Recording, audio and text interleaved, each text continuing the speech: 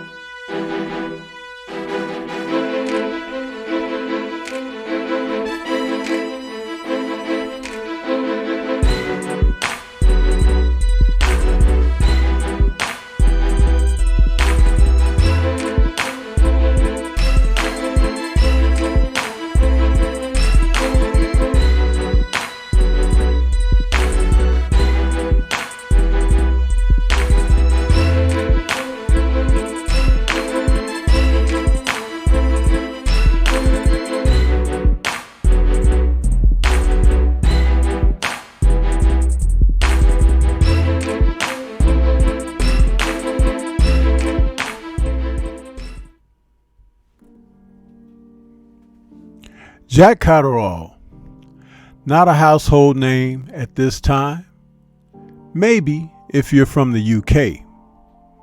But this past Saturday, he took on someone who is more known in the sport of boxing, and that's former champion and challenger Jorge Linares.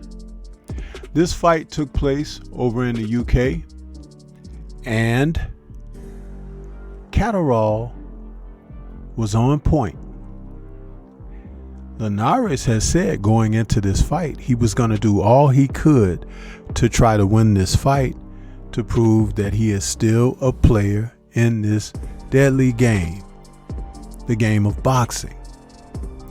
But though he has many defeats on his record, Linares found out that the only undefeated champ is Father Time.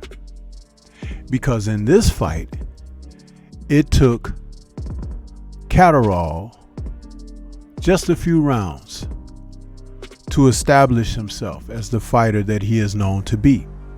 Catterall was able to use his southpaw position and set traps for Linares, who still packs quite a punch in his later years in boxing. Linares is now 38. Catterall is 30, in the midst of a prime which Josh Taylor is seemingly trying to push him beyond. The split decision victory Taylor enjoyed in February of 2022 hasn't worn well. He has since lost to Teofimo Lopez after vacating pretty much all the other titles that he had. And Teofimo is not looking to face the likes of Catterall. But Catterall is holding a grudge mightily against Taylor because he should have been the undisputed junior welterweight champion. I feel the same. But the Venezuelan Linares came in great shape. I mean, his physique looked better than a lot of fighters 10 years his junior. But timing wasn't there. The snap wasn't there. The blunt force power was there, but he was missing the target.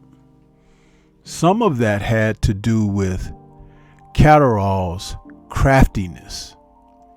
Yes, that's what I said. Craftiness. Jack Catterall is a crafty fighter, people. And cagey. He reminds me of guys from the late 40s and early 50s, like the Zales and Gracianos, those kind of guys. His old school form, almost like a crab-like defense. He fights well off of the back foot as a counterpuncher, but he can lead unsuspectedly in moments. And he did that to very good exercise calculation against Linares. His record now is 27-1 with 13 KOs. That single loss to Josh Taylor.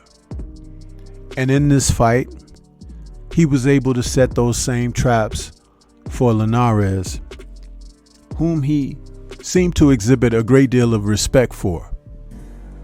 Linares has been known to go over to the UK and defeat a few of their fighters in the past. And Catterall didn't want to fall into any of Linares' traps.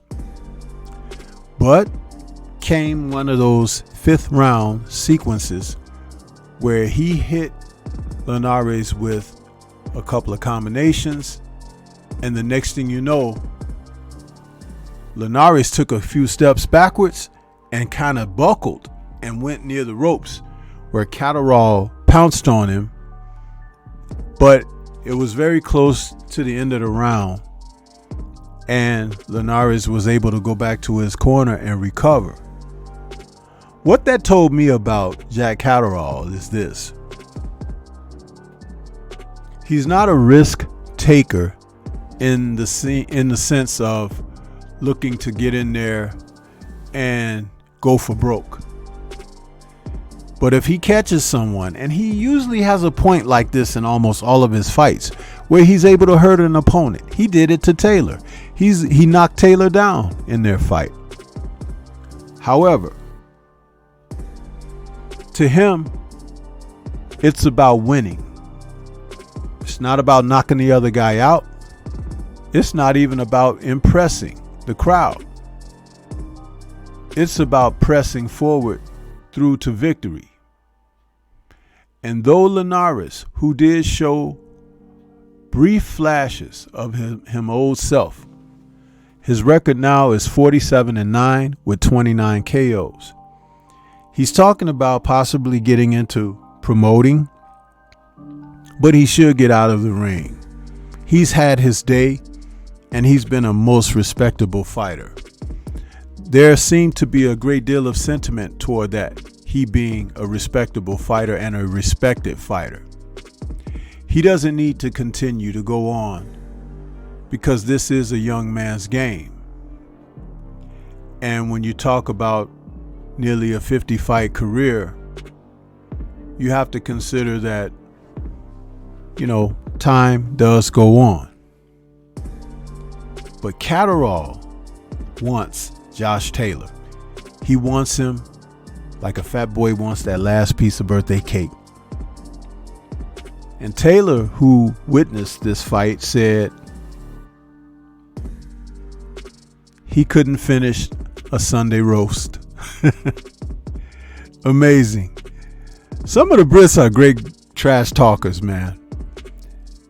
But Taylor has stayed away from Jack Catterall, preferring to go for the youthful Teofimo Lopez over Catterall, still keeping the belts away from this man. But I'm pulling for Jack. He's old school in his approach and his style, and I admire that. I like it. He's a southpaw. He comes in. He has decent snap on his punches. Don't believe for one moment just because it says 13 KOs that he can't get a person out of there. 5'7" with a 69-inch reach. But he'll set a trap, and if you fall into his snare, he'll get you. Just like I believe he'll get Josh Taylor when they meet up again. That's if they meet up again. As I said, it doesn't appear that Catterall is going to fight Josh Taylor anytime soon, and that's all on Josh Taylor. But if they do, I'm going with Jack. He's a winner, and he's proven patient, very patient, sometimes questionably patient, even in the way he approaches the fight. But you know what that tells me about Jack Catterall is he's a smart fighter. And smart fighters in this day and time are hard to come by. You have to be careful out there. And Jack Catterall is a calculating assassin. He's not going to go recklessly into that good night. He's looking to set traps and to get people in danger, where then he may pounce. Hopefully, sometime in the early quarter of 2024, we'll get to see he and Josh Taylor for a second time. If not, maybe he'll be able to challenge for a world title again. But what do you think? This is Stormy B Man. Shout out to the mighty LDBC and Liberated Perspective, a third eye view of the world. For more content such as this, please like, comment, subscribe, and share. Let me know what your thoughts are about Jack Catterall. And do you think that he should fight for the title first, if given the opportunity, or if he wants Taylor first to get that unfinished business handled? Either way, he's deserving. Leave comments and let's discuss. Peace to everyone out there, and everyone, please remain safe.